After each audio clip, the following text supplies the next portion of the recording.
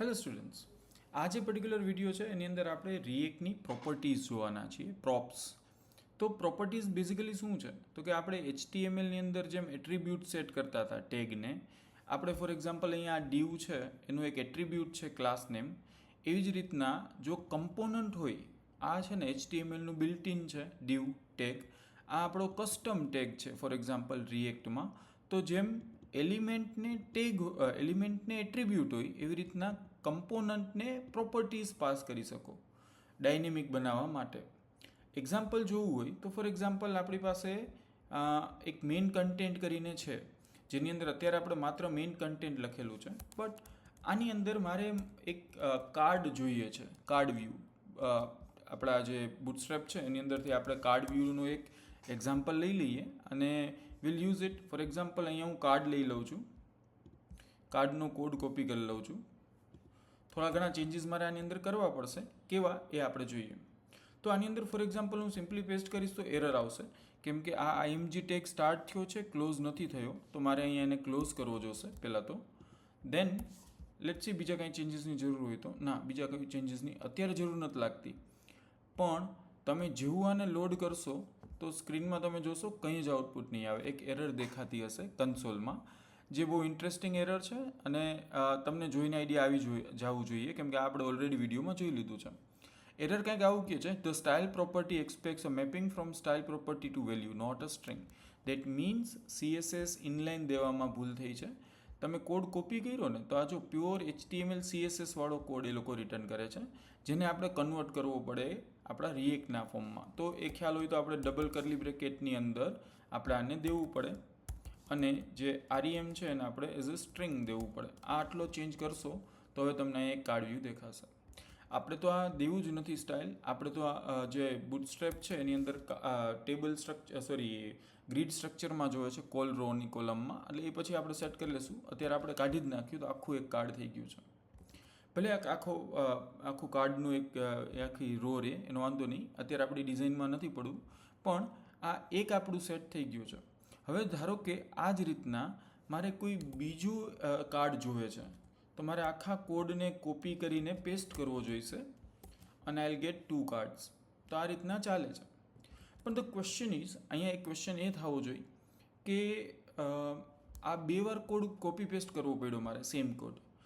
હમણાં જ આપણે ભણ્યા કે જો રીયુઝ કરવું છે તો ઇટ વુડ બી બેટર કે હું એનું અલગ કમ્પોનન્ટ બનાવી નાખું. ફોર એક્ઝામ્પલ ફેકલ્ટીની ડિટેલ છે, તો ફેકલ્ટી કાર્ડ આપણે એક બનાવી નાખીએ કમ્પોનન્ટ, જે બેઝિકલી રિટર્ન કરતું હોય JSX, અને આની અંદર હું આ એક કોડ એકવાર માટે પેસ્ટ કરી દઉં.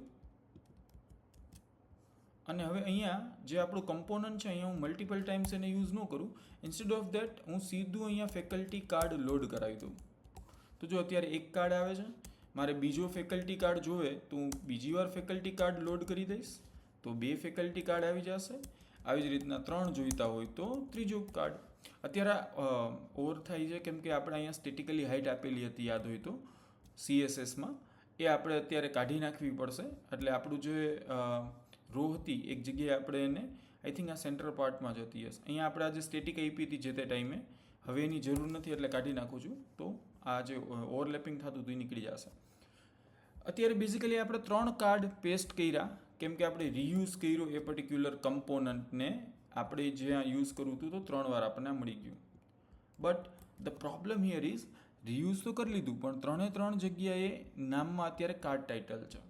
ફોર એક્ઝામ્પલ ત્યાં આપણે કોઈ ફેકલ્ટીનું નામ રાખવું છે, લેટ્સ સે ફોર એક્ઝામ્પલ હું મારું જ રાખું અત્યારે અર્જુન બાલા, તો 3 જગ્યાએ નામ સેમ થઈ જવાનું છે, કેમ કે કમ્પોનન્ટ અત્યારે સ્ટેટિક છે. એ આની અંદર જે વેલ્યુ લખાઈને આવેલી છે 3 વાર સેમ આન્સર અહીંયા મળશે. તો જો મારે આને ડાયનેમિક બનાવવું છે તો મારે પેરેન્ટ પાસેથી જ્યારે પણ એ કોલ થાય છે ત્યારે અહીંયા ફોર એક્ઝામ્પલ મારે કંઈક એટ્રીબ્યુટ પાસ કરી દેવો છે કે જેની અંદર હું લખી નાખું નેમ અર્જુન બાલા. તો આ પર્ટિક્યુલર ફેકલ્ટી કાર્ડ માટે નેમની વેલ્યુ થઈ જાય અર્જુન બાલા. સિમિલરલી અહીંયા હું નેમ આપી દઉં છું ફોર એક્ઝામ્પલ નિલેશ ગામવા, અને અહીંયા હું નેમ આપી દઉં છું ગોપી સાંઘાણી. તો તમે આ રીતના અલગ સેમ ફેકલ્ટી કાર્ડ નામનો કમ્પોનન્ટ છે, but we are providing props properties આપણે આપીએ છીએ જેની અંદર ફેકલ્ટીનું નેમ આપણે અહીંયાથી આપીએ. તો ક્વેશ્ચન એ થાય અહીંયાથી પાસ થઈ ગયું, અહીંયા રિસીવ કઈ રીતના થશે? એમાં પણ ઘણી બધી ટેકનિક્સ છે. The most common thing is અહીંયા તમે એને પ્રોપ્સ એવું એઝ એન આર્ગ્યુમેન્ટ રિસીવ કરી લ્યો. તમે જે કાર્ડ ફેકલ્ટી કાર્ડ નામનો કમ્પોનન્ટ બનાવ્યો એની અંદર અહીંયા જે કાંઈ પણ પ્રોપર્ટી તમે પાસ કરો છો એ તમને એના આર્ગ્યુમેન્ટમાં મળી જશે. જે કમ્પોનન્ટ તમે બનાવ્યો છે એના આર્ગ્યુમેન્ટમાં, એટલે અહીંયા પ્રોપ્સની અંદર તમને સીધું મળી જશે. અને લેટ્સ સી, પહેલાં આપણે એમને ચેક કરી લઈએ console.log props, અને આગળ હું પ્રોપ્સ એવું લખી પણ નાખું એટલે આપણને આઈડિયા આવે કે ત્યાંથી કોલ થાય છે. લેટ્સ સે props ઇક્વલ ટુ props. હવે તમે જ્યારે આને કન્સોલમાં જોઈશો, અત્યારે અહીંયા બધે અર્જુન બાલા જ દેખાશે કેમ કે આપણે એમાં ચેન્જ નથી કરેલો, પણ તમે કન્સોલમાં જોઈશો તો તમને દેખાશે વી ગોટ મલ્ટિપલ ઓબ્જેક્ટ્સ. આ પેલું પ્રોપ્સનો એક ઓબ્જેક્ટ મળે છે, ખાસ એ જોજો ઓબ્જેક્ટ છે, અને ઓબ્જેક્ટની અંદર નેમ નામની પ્રોપર્ટી છે જેમાં અર્જુન બાલા મળેલું છે. બીજામાં જોઈએ ઓબ્જેક્ટ છે, નેમ નામની પ્રોપર્ટીમાં નિલેશ ગામવા મળેલું છે, અને ત્રીજામાં ઓબ્જેક્ટ છે, નેમમાં ગોપી મેડમનું નામ મળેલું છે. તો નેમ નામનું જે એટ્રીબ્યુટ પ્રોપર્ટી છે આ પ્રોપ્સની, દેટ ઇઝ ધ કી. તો હવે તમે અહીંયા સીધું લખી શકો એક્સપ્રેશન, અર્જુન બાલા જે સ્ટેટિક છે ત્યાં હું એક્સપ્રેશન લખીશ, એટલે કરલી બ્રેકેટની અંદર props ડોટ નેમ. તો આ નેમ શું કામ? તો કે અહીંયા તમે આ નેમ તરીકે પાસ કરેલું છે, ખાસ ધ્યાન રાખજો. અને એ નેમ તમને અહીંયા સ્ટ્રેટ હવે સીધું મળી જશે પ્રોપ્સની અંદરથી. કન્સોલ કરવાની હવે જરૂર નથી એટલે કાઢી નાખીએ. સીધું અહીંયા તમે એક્સપ્રેશનમાં props ડોટ નેમની મદદથી કરી શકશો. તો જો અહીંયા 3 આપણને અલગ અલગ નામ મળી ગયા. તો આ રીતના પ્રોપર્ટીઝ તમે પાસ કરી શકો છો પેરેન્ટમાંથી. ખાસ જોજો, પેરેન્ટની અંદરથી ચાઇલ્ડ કમ્પોનન્ટને કોઈ વેરિયેબલની વેલ્યુ પાસ કરવી છે તો એ તમે એઝ અ પ્રોપર્ટીઝ પાસ કરી શકશો. So we will be able to get this here. આ પહેલી ટેકનિક. હવે દર વખતે ધારો કે આ ઘણીવાર યુઝ કરવું છે તો દર વખતે props ડોટ નેમ કરવું એના કરતાં આપણે ડીસ્ટ્રક્ચરિંગ ઓલરેડી ભણી ગયા છીએ, તો તમે સીધું જ આ રીતના ડીસ્ટ્રક્ચરિંગ પણ કરી શકો ઇફ યુ વોન્ટ. તો અહીંયા ડીસ્ટ્રક્ચરિંગ દેટ મીન્સ આ પ્રોપર્ટીઝ નામના ઓબ્જેક્ટમાંથી નેમને છૂટો પાડી દીધો, ડીસ્ટ્રક્ચર કરી દીધું. તો હવે તમારે દર વખતે આમ props ડોટ નેમ નહીં, માત્ર નેમ લખી નાખશો તો બી ચાલશે. તો તમારે એકવાર આ લાઈન લખી નાખી પછી તમે આખા કમ્પોનન્ટમાં ખાલી નેમ લખશો તો બી તમને it will provide the same output. Ready? So આ એક ટેકનિક છે. હજી એક એડવાન્સ ટેકનિક છે. તમે એક લોજિક વિચારો, ઇક્વલ ટુની આ સાઈડ પ્રોપ્સ છે જે અહીંયા છે, તો અલ્ટિમેટલી પ્રોપ્સ એટલે આ જ થાય. તો તમે એક લાઈન ઘટાડવી હોય, આ ન લખવી હોય, તો પ્રોપ્સને બદલે જ સીધું અહીંયા નેમ લખી શકો.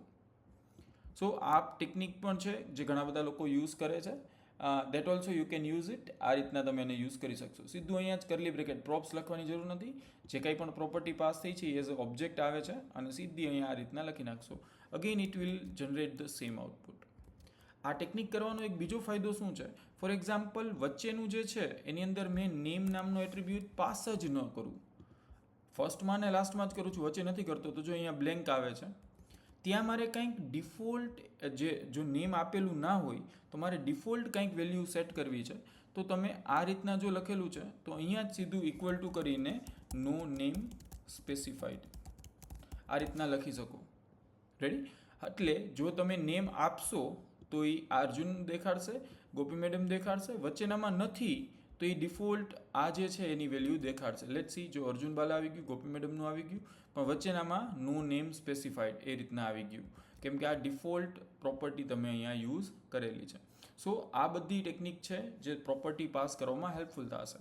You can pass multiple property as well. For example name, then let's say image or src I can specify img src, ગમે નામ રાખી શકું છું. અહીંયા હું કોઈ ઇમેજનો પાથ આપી દઉં છું, લેટ્સ સે દર્શન. અહીંયાથી હું ઇમેજ લઈ લઉં છું, કોપી ઇમેજ એડ્રેસ, અને એ અહીંયા પાસ કરી દઉં છું. એવી જ રીતના ગોપી મેડમનું છે તો એની ઇમેજ કોપી કરી લઉં છું અને અહીંયા ઇમેજ તરીકે એ પાસ કરી દઉં છું. સોરી, આપણે શું રાખેલું છે? img src. આપણે ગમે નામ રાખી શકીએ અને વચ્ચેનામાં નેમ નથી આપેલું પણ img src આપણે દેવું છે, તો આપણે ગામવા સરનું છે એ કોપી કરીને પેસ્ટ કરી દઈએ. તો ખાસ જોજો, આમાં નેમ નથી, img src એક નવો એટ્રીબ્યુટ છે, તો તમારે અહીંયા નેમ લખેલું છે એવી જ રીતના અહીંયા ડીસ્ટ્રક્ચરિંગમાં કોમા કરીને આઈએમજી એસઆરસી તમે લઈ શકો. અને એ જે ઇમેજ આઈએમજી એસઆરસી મળેલું છે એ તમે સીધું અહીંયા એક્સપ્રેશનમાં સોર્સ તરીકે પાસ કરી શકો. તો જે બીજો પેરામીટર છે એ સીધો ઇમેજના સોર્સ તરીકે તમે સેટ કરી દો છો. Let see. તો મારી લિંકમાં કંઈક આઈ થિંક મેં ભૂલ કરી છે, બાકી બંને લિંક અહીંયા આવી ગઈ છે, અથવા તો આપણે જ્યાંથી પાસ કરેલું છે ત્યાં ભૂલ કરેલી હશે. અચ્છા, આઈએમજી એસઆરસી. દેન સો આ રીતના તમને મલ્ટિપલ જો પ્રોપર્ટીઝ પાસ કરવી છે તો બી તમે કરી શકો ઇન રિએક્ટ. Thank you.